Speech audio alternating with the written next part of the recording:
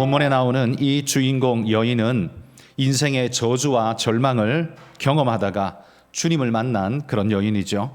25절에 이렇게 소개합니다. 이에 더러운 귀신 들린 어린 딸을 둔 한 여자가 예수의 소문을 듣고 와서 그 발 아래 엎드리니, 이렇게 말합니다. 그녀의 딸이 더러운 귀신이 들렸다고 합니다. 그런 고통받는 딸을 봐야 하는 어미의 심정은 어땠을까요? 자신의 고통보다, 자신이 당하는 것보다 몇 배는 더 고통스러운 탄식이었을 겁니다. 성경에 귀신 들린 자들의 처참한 상태를 우리에게 몇 가지 일러주는데요. 마가복음 9장 22절 말씀 우리 한번 읽어볼까요? 귀신이 그를 죽이려고 불과 물에 자주 던졌나이다. 그러나 무엇을 하실 수 있거든 우리를 불쌍히 여기사 도와주옵소서. 여기 보면 귀신 들린 자의 증상 중에 하나가 물과 불에 자주 자기를 던졌다는 거죠. 그러니까 자기 스스로가 물과 불이 위험한 줄도 모르고 거기에 내던져지는 이런 일, 사탄이, 귀신이 그 사람 속에서 이런 일을 일으키더라는 겁니다. 얼마나 위험한 일입니까? 그리고 마가복음 5장 2절에서 5절 말씀 읽어봅시다. 배에서 나오심에 곧 더러운 귀신 들린 사람이 무덤 사이에서 나와 예수를 만나니라. 그 사람은 무덤 사이에 거처하는데 이제는 아무도 그를 쇠사슬로도 맬 수 없게 되었으니 이는 여러 번 고랑과 쇠사슬에 매었어도 쇠사슬을 끊고 고랑을 깨뜨렸음이로라. 그리하여 아무도 그를 제어할 힘이 없는지라. 밤낮 무덤 사이에서나 산에서나 늘 소리 지르며 돌로 자기의 몸을 해치고 있었더라. 여기 보면 이 귀신 들린 사람의 증상은 인격이 완전히 거의 소멸되어지고 사람의 인격이 아니라 귀신의 인격, 짐승의 인격으로 뒤바뀌어 버린 것 같습니다. 그리고 힘도 얼마나 셌는지 쇠사슬과 쇠고랑을 채워놔도 다 깨뜨려 버리는 엄청난 힘을 발휘합니다. 게다가 늘 소리 지르고, 이건 뭐 늑대나 짐승들이 하는 일 아닙니까? 늘 소리를 지르며 돌로 자기 몸을 자해하는 일을 계속하고 있는 이 상태, 이건 정상적인 인간이 아니라는 것을 분명하게 보여주죠. 여러분, 여기 우리가 두 구절만 읽었는데도 귀신 들린 자의 증상이 인간 이하의 모습으로 우리를 전락시킬 뿐만 아니라 우리를 죽음으로 내몬다는 사실, 그 공통점이 있음을 볼 수 있죠. 여러분, 귀신은 절대로 인간을 복되게 하지 못합니다. 인생에 문제가 좀 생겼다고 무당을 찾아가서 귀신의 도움을 구하는 자는 스스로 죽음으로 내몰고 있는 자라는 걸 스스로 깨달아야 합니다. 이게 얼마나 위험하고 이게 얼마나 엄청난 멍청한 일인가를 알아야 한다는 거죠. 귀신은 절대로 우리와 우리의 가족들을 복되게 하지 못합니다. 그런데 그런 더러운 귀신이 딸을 집어삼켜버린, 딸을 장악해버린 그 가정의 여인이 오늘 주인공이죠. 힘으로도 돈으로도 지식으로도 이 딸을 구해보려고 해도 구할 수 없는 능력 밖에 있는 그런 암담한 상황에 있는 여인입니다. 여러분, 우리 교회에도요, 어디나 마찬가지지만 우리 교회에도 여전히 자녀 문제 때문에 날마다 눈물로 지새우는 분들이 있습니다. 제가 목사이지만 이분들 앞에 가면 무한히 작아집니다. 뭐라고 위로를 해드려야 할지 쩔쩔매기까지 하게 되는 그런 나를 보면 되게 한심스럽다는 생각까지 듭니다. 그런데 그만큼 내가 어찌할 수도 없는 눈물과 고통이 그 가정과 그 마음을 집어삼킬 때 어찌할 수가 없더라고요. 여러분, 우리가 이 여인이 귀신 들린 딸을 가졌다라는 그 사실 때문에 저 집 딸이 귀신 들렸대, 제정신이 아니야, 미쳤어, 이렇게 말하는 순간 어떻게 됩니까? 손가락질하고 조롱하는 것이 되어지고 이 여인의 통곡과 눈물이 보이지 않게 되고 가벼운 입놀림이 무서운 죄가 될 수 있는데 그걸 아무런 생각 없이 저질러 버리게 되는 일 우리에게 있지 않습니까? 여러분, 그래서 우리가 오늘 이 본문을 제대로 보려면 첫 번째 우리가 가져야 할 자세가 뭐냐 하면 이 여인의 눈물과 통곡부터 봐야 한다는 겁니다. 이 여인의 눈물과 통곡이 보이지 않으면 이 문제의 해결, 이 사건은 우리 눈에 제대로 보일 수가 없다라는 겁니다. 그런 의미에서 우리는 조심스럽게 오늘 이 여인의 상황 속으로 함께 들어가 봐야 합니다. 자, 그러면 이 여인은 누구입니까? 24절에 보면 이렇게 말하죠. 두로 지방에 사는 여인, 수로보니게 여인이다라고 말합니다. 이게 한글 번역 성경이라 수로보니게라고 쓰여 있지만 이게 학문적 언어로 쓰자면 시리아 페니키아인입니다. 시리아 페니키아 족속에 속하는 여인, 그게 수로보니게입니다. 주님은 이 두로 지방, 그러니까 이스라엘 땅이 아니에요. 이스라엘 경계선 너머에 있는 다른 나라, 이방 나라입니다. 그게 두로인데 거기까지 가서 주님이 이 여인을 만나셨다는 말이에요. 그러니까 주님은 지금 유대 땅에만 전도하신 게 아니라는 사실을 분명히 보여주죠. 사도행전에 제자들만 세계 선교를 한 게 아니라 주님은 이미 하고 계셨다는 거예요. 단지 십자가와 제자 양육을 위해서 유대 땅에 집중해서 머무셨을 뿐이지 주님의 마음은 유대인에게 국한된 게 아니라 이방인에게도 차별 없이 활짝 열려 있었다는 것을 주님의 이 사역 속에서 보게 됩니다. 자, 우리가 이 본문에서 이 여인이 두로 지방 여인이라고 했는데 두로 지방 여인, 이방인이기 때문에 신기하게 봐야 할 게 있는데 그건 뭐냐 하면 이방 여인인데도 불구하고 그녀의 입에서 나오는 주님을 향한 고백이, 놀라운 고백이 나오더라는 거예요. 오늘 본문 마가복음 우리 본문에 보면 설명하기를 그냥 이렇게 말하죠. 귀신을 쫓아달라 요청하고 있는 모습만 그려주고 있습니다. 그러니까 이 여인은 그냥 예수님께 나와서 자기 딸 귀신 들렸는데 그거 좀 쫓아주세요, 이 이야기만 한 것 같은데요. 이 연관 기록인 마태복음 15장 22절에 보면 좀 더 자세하게 이렇게 말합니다. 읽어봅시다. 가나안 여자 하나가 그 지경에서 나와서 소리질러 이르되 주 다윗의 자손이여 나를 불쌍히 여기소서, 내 딸이 흉악하게 귀신 들렸나이다 하되. 여기 보면 내 딸이 흉악한 귀신에 들렸으니 구해달라라고 말하는 건 똑같습니다. 그런데 마태복음에는 특별한 이 주님을 향한 고백이 있죠. 주 다윗의 자손이여 라는 고백을 하고 있습니다. 이 여인이 하고 있는 주 다윗의 자손이여라는 이 고백은요, 메시아를 부르고 있는 신앙의 고백입니다. 이건 예수님 시대에 유대인들이 메시아를 간절히 기다렸지만 예수님을 메시아라고 단정지어 고백한 사람은 사실 굉장히 소수인입니다. 저 사람이 메시아일까? 라고 의문을 던지는 사람은 많았지만 예수님 앞에 나아가서 당신은 메시아 우리 주님이십니다 라고 고백한 사람은 소수란 말이에요. 그런데 그게 유대인들 중에도 소수인데 놀랍게도 지금 여기 이 여인은 유대인이 아닙니다. 율법을 아는 사람이 아닙니다. 이방 여인인데도 불구하고 이런 고백을 하고 있다는 건 엄청난 일인 거지요. 이 여인은 갈급하기만 한 게 아니라 하나님을 알고 있고 하나님의 약속인 메시아를 고대하고 있는 여인이라는 걸 우리에게 보여주고 있습니다. 여러분, 여기 다윗의 자손이라는 이 표현은 족보상의 이야기, 다윗의 후손이라는 족보 이야기를 하는 것 같지만 이게 처음에는 족보 이야기였는데요. 나중에는 어떻게 되냐 하면 다윗의 후손 가운데에서 우리의 구원자 메시아가 올 것이다, 이렇게 예언이 되어지기 때문에 다윗의 후손과 메시아는 나중에는 동의어가 되어져 버립니다. 그러니까 예수님 시대에는 다윗의 자손이여라는 고백과 주님 메시아라는 고백은 동의어였다라는 말이죠. 유대인 중에도 예수님을 메시아라고 고백하는 자가 아직 별로 손꼽힐 만큼밖에 안 되는데 이 여인은 이방 여인임에도 불구하고 이런 고백을 하고 있다라는 것, 이 여인의 신앙이 엄청나고 대단하다는 걸 보여주죠. 또 뿐만 아니라요, 여러분, 그 고대 사회의 사람들은 전부 다 자기 나라를 다스리는 신이 다 따로 있었습니다. 유대인들에게는 야훼 하나님이 그들의 신이지만 두로에는 또 다른 신이 자기들의 주신이었습니다. 그런데 이 두로에 소속되어 있는 여인이면서도 자기 나라의 신을 부르는 게 아니라 이방, 두로인의 입장에서 보면 이방인이죠. 유대인의 신을 부르고 있는 이 일은 그냥 뭐 종교의 자유가 있으니까 뭐 자기 마음대로 하겠지 뭐. 여러분, 지금 21세기 사람들이나 그렇게 생각하지 1세기의 사람들은 절대 그렇게 생각하지 않았습니다. 1세기의 사람들은 자기 동족이 다른 신을 부르고 있는 것은 그건 배신자, 매국노였습니다. 매국노. 그러니 그 두로인들의 입장에서 봤을 때 이 여인은요, 매국노이며 돌 던져서 죽여야 할 존재였을지 모릅니다.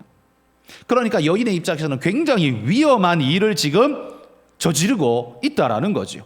그러니까 이 여인은 내가 죽을지언정 그분이 필요하다는 겁니다. 그만큼 그분에 대한 갈망이 크고 강하다는 것을 우리에게 보여주고 있죠. 여러분, 이 여인이 어떻게 이런 믿음을 갖게 되었을까? 그건 성경이 말해주지 않습니다. 그래서 우리는 알 수가 없습니다. 예수님을 처음 만났는데 어떻게 이렇게 예수님에 대한 믿음이 출중할까? 처음 만났다라고 단정 지을 수도 없죠. 왜냐하면 예수님께서 두로 지역 선교를 딱 한 번만 간 건 아니기 때문입니다. 그 이전에 가셔서 말씀 전했는데 그 말씀을 옆에서 듣다가 그 마음이 그분에게 끌리고 마음을 열어서 주님을 모셨는지도 모르죠. 그러나 알 수는 없습니다만, 어떻게 믿었는지는 모릅니다만, 분명한 사실은 이 여인은 예수님을 메시아로 고백하고 있고, 구약 성경이 말하는 메시아, 그분을 예수님으로 인정하고 고백한다는 사실이에요. 그래서 이 여인이 지금 예수님 앞에 나와서 외치고 있는 건 그냥 좀 도와주세요라는 단순한 간청에 끝나는 게 아니라 믿음의 고백을 던지고 있는 거지요. 만천하에 자신의 믿음을 지금 고백하고 있는 겁니다. 우리가 세례받을 때 성도들 앞에서 목사가 신앙의 질문을 던지면 그 믿음의 사람, 그 세례받을 사람은 자신의 믿음으로 예, 아멘 하면서 그 말에 동의하여서 우리는 세례를 베풀죠.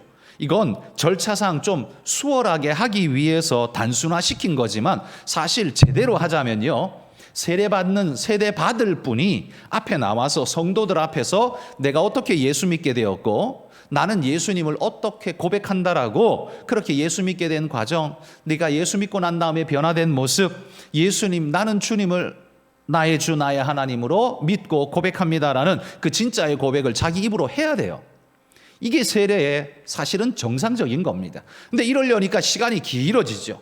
지금 우리 대한민국처럼 1시간의 예배를 끝내야 돼서 쫙쫙쫙쫙 돌아갈 상황에는 이게 불가능한 겁니다. 사람이 왜 말을 꺼내면 두서가 없을수록 시간이 길어지거든요.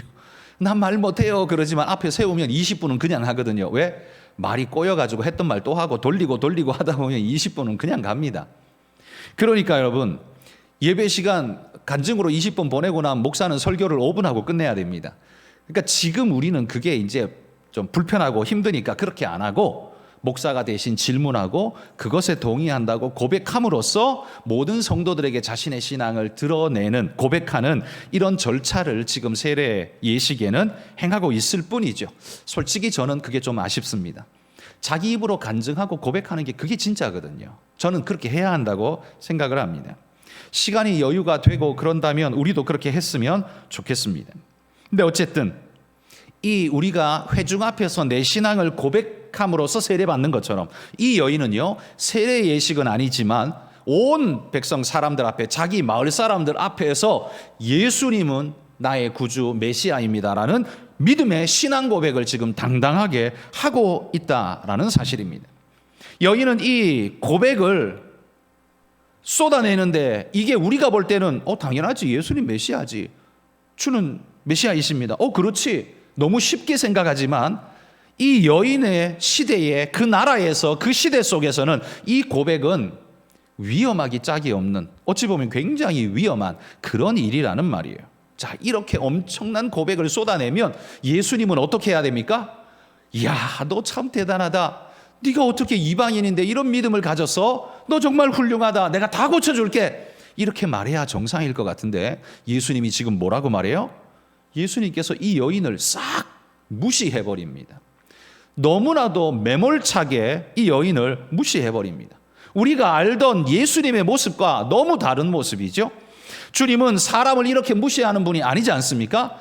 여인뿐만 아니라 아이들조차도, 어른들은 아이들을 쫓아내고 저리 가라 하고 제자들은 쫓았지만 예수님은 이 아이들을 내게 오는 것 막지 마라, 그리고 안아주시고 축복기도 해주신 분이 주님이잖아요. 그렇게 작은 이들을 품어주고 기도해주던 분이 어떻게 이 절박한 여인에게 이렇게 매몰차게 거절할 수가 있을까요? 무시할 수가 있을까요? 여러분, 우리 여기 앉아 계신 우리 성도님들 중에도요, 지금 이 자리에 나왔지만 마음이 너무 무겁고 집안에 생긴 일 때문에 고난 속에서 눈물로 기도하다가 이 자리에 나오신 분이 있을 수 있을 겁니다. 그렇게 기도했는데도 하나님께서 잠잠하시고 해결해 주지 않는 것 같은, 하나님이 나를 거절하고 계신 것 같은 그런 느낌이 있는, 그런 중에 있는 분이 있을 수 있을 겁니다. 그분은 지금 오늘 본문을 보십시오. 나는 지금 27절에 와 있다라고 생각하시면 됩니다. 이 간절한 고백으로 주님 앞에 부르짖고 있는 27절에 와 있는 겁니다. 그런데 우리 주님이 어떻게 해요? 매몰차게 거절하고 계시는 겁니다. 그러나 여러분, 우리는 잘 알죠? 주님의 이 거절은 사실 진짜 거절이 아닙니다. 주님이 진짜 거절하려고 거절한 게 아니에요. 이 여인의 믿음을 확인해 보시고 더불어 이 여인의 믿음을 더욱 키우시려는 주님의 방편으로서 이 거절의 모습을 보여주고 있을 뿐이에요. 27절만 거기에서 머물러 버린다면 우리는 절망에 빠질 수밖에 없을 겁니다. 그러나 이 여인은 절망스러운 27절에 머물지 않고 28절로 나아가고 있다는 사실이 놀라운 겁니다. 28절에 무슨 말을 해요? 이 여인이 이렇게 고백합니다. 주여, 올소이다마는 상 아래 개들도 아이들이 먹던 부스러기를 먹나이다. 마치 인격이 없는 사람처럼, 자신은 마치 노예인 것처럼 그렇게 지금 고백을 하고 있는 것 같습니다. 27절의 그 매몰찬 이야기를 듣고도 28절에 이런 고백을 쏟아낼 수 있다는 것, 우리는 어떻습니까? 하나님 앞에 기도할 때마다 하나님이 응답하지 않고 아무 말 하시지 않으면 우리 마음속에 드는 생각은 뭡니까? 하나님이 안 계신 것 아니야? 아니, 사랑의 주님이라면서 자기 백성이 이렇게 기도하는데, 이렇게 절박한데 왜 아무 말 하지 않는 거야? 그따위 하나님이라면 나는 믿지 않겠어. 여러분, 그렇게 하고 교회를 떠나버린 사람 또 얼마나 많습니까?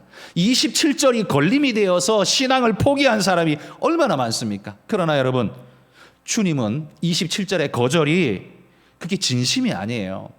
우리를 시험하시고 우리를 더 끌어당기시기 위한 하나님의 방편이에요. 28절로 넘어가기를 원하시는 거예요. 그런데 이 여인은 28절로 넘어가고 있습니다. 주여, 올소이다마는 상 아래 개들도 아이들이 먹던 부스러기를 먹나이다. 이 여인은 자기의 자존심과 명예를 다 버렸습니다.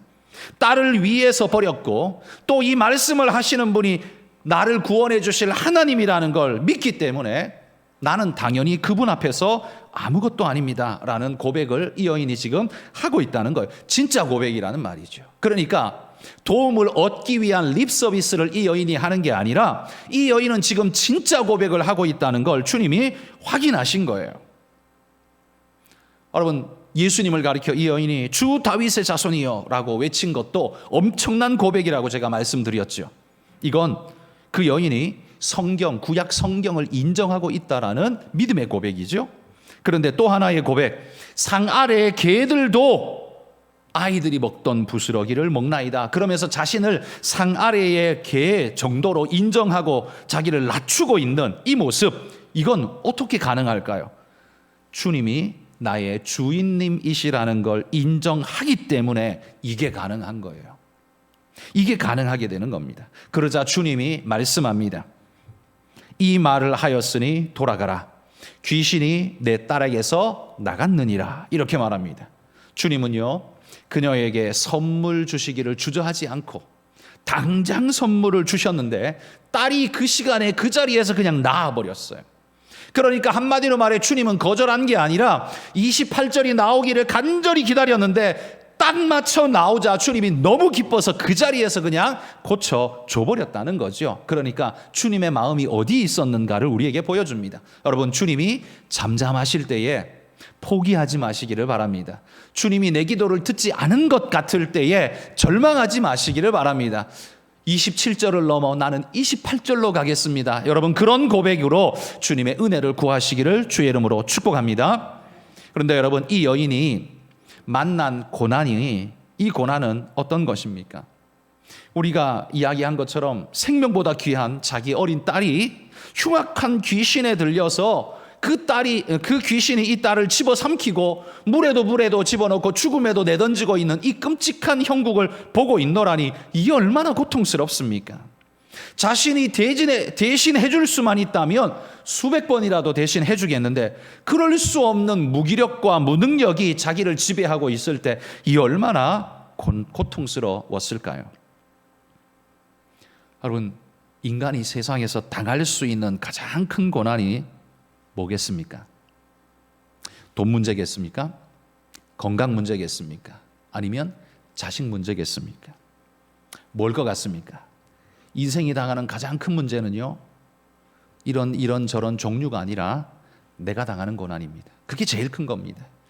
옆집에 아저씨가 암, 말기, 사기에 골골 죽어가고 계시다 해도 그거 나한테 별 관심 없고요. 내 손톱 밑에 가시 하나 박힌 게 훨씬 더 고통스럽습니다.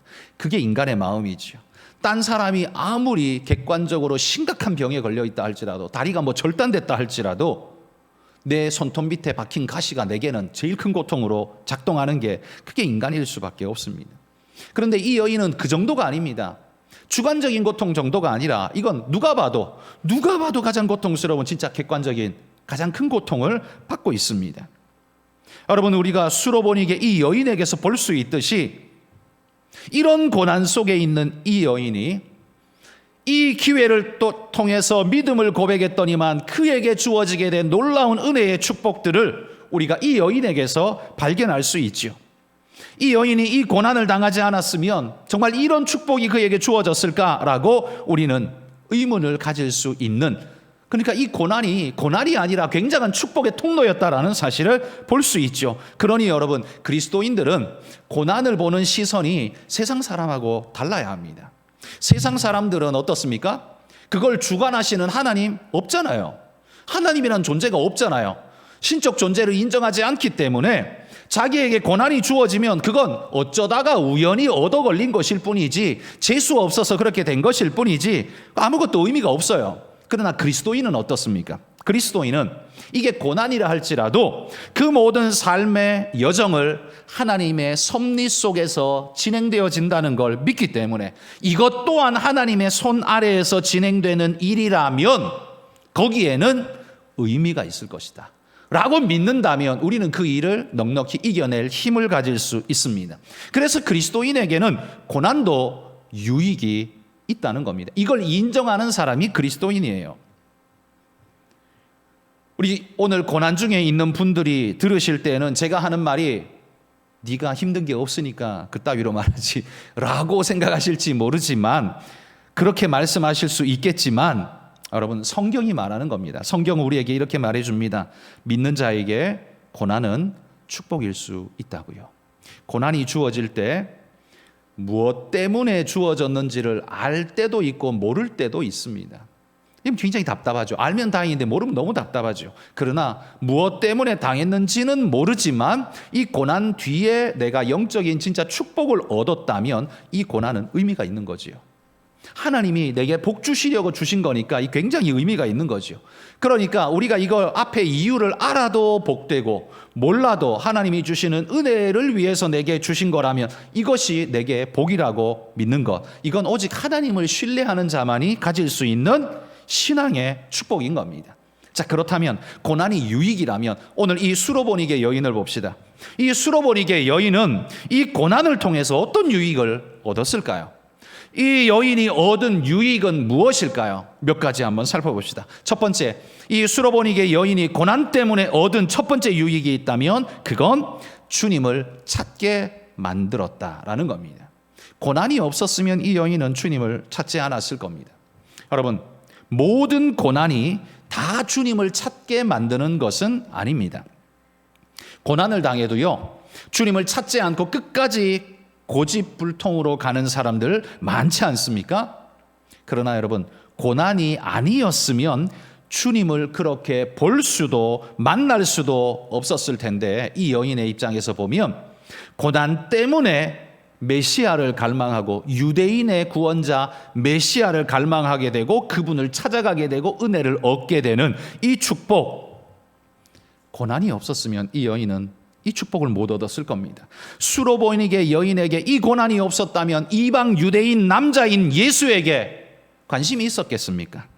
딸의 문제가 아니었다면 그녀가 유대인의 율법과 메시아에 관심을 가졌겠습니까? 삭개오가 세리로서 고난당하는 일이 없었다면 그가 주님을 만나고 싶어서 뽕나무 위에 올라가는 돌감람나무 위에 올라가는 그런 일이 있었겠습니까? 체면불고하고 성인이 나무 위에 올라가는 이런 일 했겠습니까?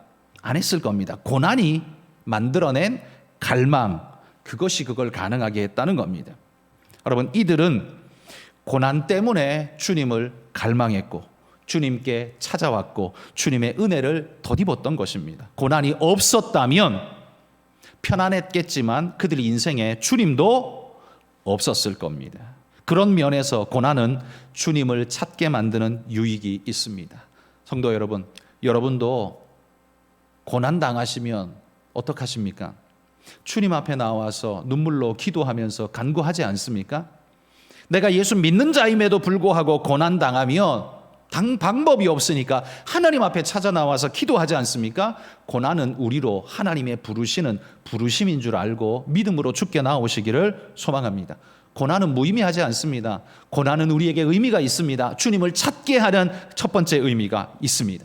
두 번째, 고난이 가져다주는 두 번째 의미는요, 겸손한 마음을 갖게 만들더라는 겁니다. 여러분, 유대인들이 이방인을 개취급한다는 것, 아주 천시한다는 것 우리가 잘 알고 있죠.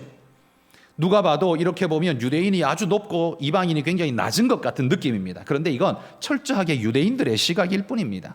그 당시 세계는 로마 제국입니다. 그러니까 로마가 중심이에요. 로마를 중심으로 놓고 보면 1등 시민은 로마 본토인이고 2등 시민은 식민지 상태에 있지만 그래도 로마와 문화를 함께 공유하고 있는 헬라인이고, 유대인은 3등 시민에 지나지 않습니다. 그냥 너는 그 끄트머리 3등 시민에 지나지 않는 볼품없는 존재예요. 그러니까 헬라인이 유대인에게 머리를 숙일 이유가 하등없다라는 말이죠. 오히려 유대인이 헬라인에게 세계 문화적으로 놓고 보면 유대인이 헬라인에게 머리를 숙여야지 헬라인이 유대인에게 머리를 숙일 일이 없다는 거예요. 그런데 그런 시대 속에서 헬라인인 수로보니게 여인이 유대인 남자였던 예수님께 이렇게 비참하리만큼 구걸하고 있는 모습은 그 시대 상황에서 보자면 굉장히 어색하고 이상한 이야기라는 말입니다. 비정상적이라는 말이죠. 이게 어떻게 가능했을까요? 이건 그 여인이 절박하게 딸의 문제가 아니었으면, 그러니까 고난이 아니었으면 헬라인이라는 로마의 사람이라는 그 자긍심이 절대로 머리 숙이게 하지 않았을 겁니다. 그는 그 딸의 고난을 보며 민족적 우월의식 그딴 거 필요 없어 다 내던졌습니다. 헬라인으로서 유대인 남자에게 머리를 숙이며 이런 모욕적인 언사를 들어도 겸손하게 엎드릴 수 있었습니다. 이 모든 게 다 고난이 가져다 준 열매였습니다. 여러분, 우리가 모든 사람이 말씀을 읽는다고 해서, 모든 사람이 말씀을 안다고 해서 다 겸손해지는 건 아닙니다. 교회 다니는 사람이 성경을 읽는다고 해서 모두 다 겸손한가요? 그건 아니죠. 바리새인들을 보십시오. 말씀을 그렇게 잘하는데 겸손하지 못합니다. 또한 우리가 누군가의 도움을 좀 받으면 겸손해질 수 있겠죠. 그런데 진짜 겸손으로 가는가? 그건 또 다른 문제이죠. 오히려 여러분, 고난 받는 성도들이 겸손해지는 것을 우리가 경험적으로 더 많이 보지 않습니까? 왜냐하면 고난 속에서 하나님을 배우기 때문입니다. 시편 119편 71절 같이 한번 읽어봅시다. 고난 당하는 것이 내게 유익이라. 이로 말미암아 내가 주의 율례들을 배우게 되었나이다. 고난 속에서 주의 율례를 배우게 되었다고 말합니다. 고난이 아니었으면 내가 그 율례 스쳐보고 지나가고 아니면 건너뛰어 버렸을 텐데, 고난 때문에 그 말씀이 내게 박히고 내 마음에 가르침이 되고, 아 그렇군요 하나님, 예전에는 읽어도 그냥 스쳐 지나갔던 이 말씀이 그런 뜻이었군요, 내게 이 은혜 주시니 감사합니다 라고 고백할 수 있는 순간이 온다는 거예요. 고난 때문에 우리는 보는 눈이 열리는 거지. 여러분, 지식과 만족 속에서 겸손을 배우는 게 아닙니다. 인간은 많이 가지고 잘날 때 겸손해지는 게 아닙니다. 그거는 그냥 매너를 지키려고 하는 것일 뿐이고요, 진정한 겸손은 아니죠. 그러나 우리가 고난의 연난을 받을 때 그 고난 속에서 주의 율례를 배우고 그 속에서 겸손이 탄생하게 되는 겁니다. 주님의 말씀을 제대로 깨달은 성도는 겸손해집니다. 그런데 언제 그 말씀을 제대로 깨닫게 되는가 하면 평상시가 아니라 고난 속에서 그 은혜의 말씀의 가치를 발견하는 경우가 많더라라는 거죠. 그러니 여러분, 그리스도인인 우리가 고난을 만나는 건 어찌 보면 하나님의 학습 시간인지 모릅니다. 하나님이 나를 가르치려고 주신 학습 시간인지 모릅니다. 그러니 그 시간을 의미 있게 받으시기를 축복합니다. 세 번째, 고난이 가져다주는 세 번째 유용성은요, 하나님의 하나님 되심을 깨닫고 인간의 인간됨을 깨닫게 하는 게 또한 고난입니다. 여러분, 욥이 얼마나 큰 고난을 받았습니까? 그 큰 고난을 통과하면서 그가 깨달음을 얻고 이렇게 고백했습니다. 욥기 42편 5절 6절 읽어봅시다. 내가 주께 대하여 귀로 듣기만 하였사오나 이제는 눈으로 주를 배옵나이다. 그러므로 내가 스스로 거두어 드리고 티끌과 죄 가운데에서 회개하나이다. 욥은 고난의 과정 속에서요, 계속 뭘 주장했는지 여러분 이번 주간 욥기 읽는 주간이니까 읽어보시면 아실 겁니다. 욥이 3장부터 하나님이 등장하시는 38장까지 그리고 42장에 자신이 고백하는 그 순간까지 그 긴 장 동안 욥이 계속해서 하는 말이 있습니다. 그건 뭐냐면 나는 하나님 앞에 그렇게 범죄한 게 없는데 왜 이렇게 됐는지 난 몰라. 이 이야기를 계속합니다. 욥의 주장은 계속 이거예요.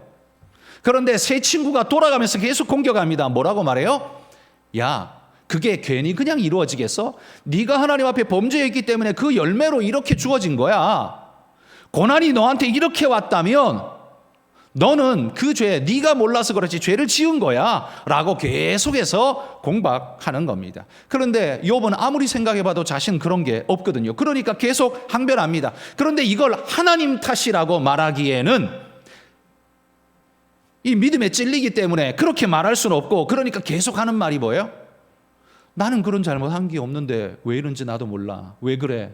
나는 그 저주스러워. 그래서 오늘이 저주스러워. 계속 이것만 계속 반복하는 거예요. 그게 욥기에 계속된 이야기입니다. 그런데 하나님이 38장에 등장하시면서 욥에게 질문하시고 그 친구들에게 꾸중하십니다. 그렇게 하나님 말씀을 계속 듣고 난 다음에 그 다음에 욥이 방금 우리가 읽은 42장에 이 고백을 한 거예요. 뭐라고 고백했어요? 내가 주께 대하여 귀로 듣기만 하였다가 이제는 눈으로 주를 배옵나이다. 이게 무슨 의미겠습니까? 내가 지금까지는 하나님을 간접적으로 알고 있었을 뿐이지만 이제는 이 고난 속에서 주님을 직접적으로 만납니다. 하나님을 진짜 대면합니다. 그러면서 하나님 앞에 자신이 서게 되는 것을 하나님을 만나며 깨닫게 되죠. 그러면서 그 다음에 나온 고백이 굉장히 훌륭합니다. 그러므로 내가 스스로 거두어 드리고 티끌과 재 가운데서 회개하나이다. 티끌과 재 가운데 거하는 것 자체가 이미 회개를 상징하는 거거든요. 회개는 죄를 전제하잖아요. 자신의 허물과 죄가 있다는 걸 전제해야만 티끌과 재 속에 들어가는데 자신이 말합니다. 내가 그렇게 주님 앞에 3장부터 이 38장에 이르도록 내가 항변하면서 나를 변호했던 그 부끄러운 말들을 하나님 내가 다 주워 담습니다. 다 거두어 드립니다. 그리고 티끌과 재 가운데서 회개합니다. 여러분, 욥이 회개하게 되는 요인이 뭡니까? 그건 하나님을 배웠고 난 후에 나타나게 된 변화입니다. 고난 만났을 때에는요, 여기까지 오지는 않았습니다. 고난을 이겨내려고 발버둥은 했지만 계속 뭐라고 말했어요? 왜 이런지 나는 몰라. 이게 왜 나한테 주어졌는지 몰라. 그리고 마음에 굉장히 불편했습니다. 그게 욥의 상황이었어요. 그런데 하나님을 만나고 난 다음에 욥의 마음이 확 녹아져 버렸습니다. 바뀌어 버렸다는 거죠. 하나님을 만난 이후에 그는 티끌과 재 가운데서 회개합니다. 티끌과 재 가운데서 회개합니다. 고백하게 되죠. 여러분, 욥이 욥되게 한 것은 무엇입니까? 바로 고난이었습니다.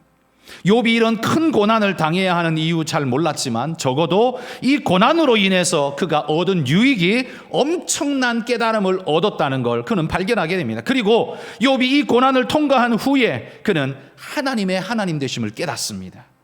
그 하나님을 깨닫고 나자 그렇게 항변하던 욥이 부끄러워서 고개를 숙이고 내가 스스로 거두어 드립니다. 내가 말한 것 너무 부끄럽습니다. 하나님 주워 담습니다. 이렇게 지금 말하고 있다는 거예요. 하나님을 만난 사람만이 진짜 이런 모습을 보일 수 있다는 거예요. 하나님 앞에 회개하고 겸손할 수 있다는 거예요. 또한 어떻게 해요? 내가 티끌과 재 가운데 회개하나이다. 뭐예요? 지금까지 자신은 괜찮은 사람이라고, 난 그런 죄 지은 적 없다고 끝까지 발버둥 쳤는데 하나님 만나고 난 다음에는 인간의 인간됨, 죄성을 깨달아 알기에 그 앞에 고개를 푹 숙이게 됩니다. 여러분, 신앙의 고백은요, 우리가 뭘 알기 때문에 고백하는 게 아닙니다. 하나님을 만나기 전까지는 우리 모두는 종교인일 뿐입니다. 그러니까 이 교회 안에 앉아있는 성도들의 일부분은 종교인이고 일부분은 신앙인입니다. 제가 이걸 나누는 기준은 하나님을 이식하고 하나님을 만나고 그분 앞에 서는, 여러분 종교인에 머물지 마시고 진정한 신앙인으로 가시기를 축복합니다.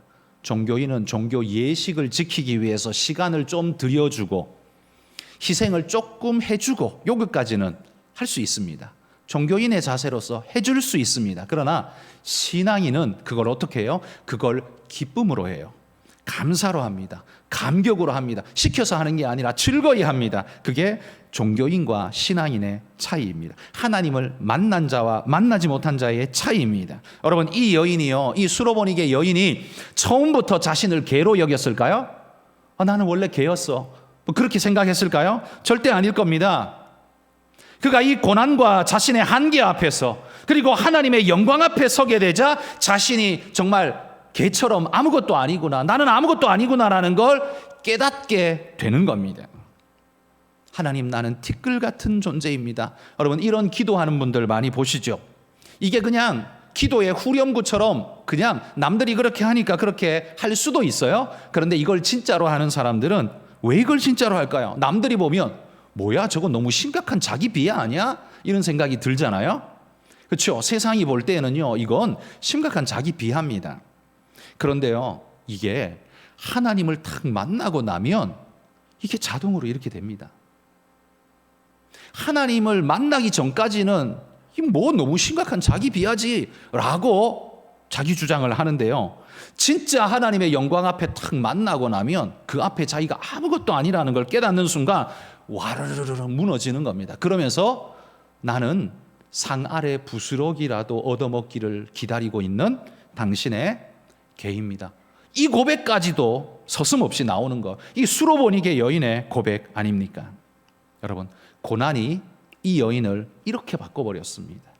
이 고난이 이 여인 자기 상태를 깨닫고 하나님의 하나님 되심을 깨닫고 그분 앞에 엎드리는 자가 되도록 고난이 이 모든 걸 불러왔다는 거죠. 그러니 이 고난이야말로 그에게 정말 인생의 중요한 축복의 통로였다라는 걸 볼 수 있습니다. 마지막으로 네 번째, 이 고난이 주는 유익이 뭘까요? 그건 잘 이겨낸 고난은 축복을 불러온다는 겁니다. 여러분, 옛말에 이런 말이 있죠. 잘 키운 딸 하나 열 아들 안 부럽다는 말이 있습니다. 아마 산하제한 그 시절에 시작된 말 아닐까 싶기도 한데요, 잘 모르겠습니다만 어쨌든 잘 키운 딸 하나 열 아들 안 부럽다. 제가 이걸 수로보니게 여인의 버전으로 바꾸면 이렇게 말할 수 있을 것 같습니다. 잘 맞이한 고난 하나 열 재산 안 부럽다. 재산이 아무리 많으면 뭐합니까? 이 고난을 내가 잘 받아들였더니만, 믿음 안에서 잘 이겨내었더니만 놀라운 축복이 자기에게 주어졌어요. 어떤 축복이요? 딸이 즉시로 나음을 얻는, 자기가 간절히 바랬던 축복. 또 어떻게 해요? 자기가 헬라인으로서 하나님의 구원 모르고 지나갈 뻔했는데 예수님을 메시아로 고백하며 그분 앞에 믿음으로 주를 부르는 신앙인이 되는 은혜의 축복. 그러다 보니 하나님 안에서 자기 자신을 발견하고 겸손한 인생으로 인생을 살아갈 수 있는 그런 존재가 되는 변화의 축복. 이 모든 것이 어디에서 왔어요? 이 주어진 고난을 잘 이겨내었더니만 내게 찾아온 축복이 되었다라는 말입니다. 성도 여러분, 우리 인생도 살아가며 늘 고난의 연속으로 살아갈 겁니다. 그러나 그 인생이 우리에게 복이 될 수 있는 건 그 고난마저도 주님께서 핸들링하고 있다는 걸 우리가 믿을 때 바로 그것이 우리에게 축복이 될 줄 믿습니다. 세상은 그 앞에서 판판이 깨어지고 무너질지 모르지만 그리스도인은 가장 작고 나약해 보이지만 오히려 그 힘겨운 순간에도 믿음으로 넉넉히 이겨내고 승리하는 진짜 강한 사람이 될 수 있는 겁니다. 이게 바로 믿음이 주는 축복인 줄 믿습니다. 이 은혜를 받아 누리시기를 주의 이름으로 축복합니다. 기도하겠습니다. 하나님,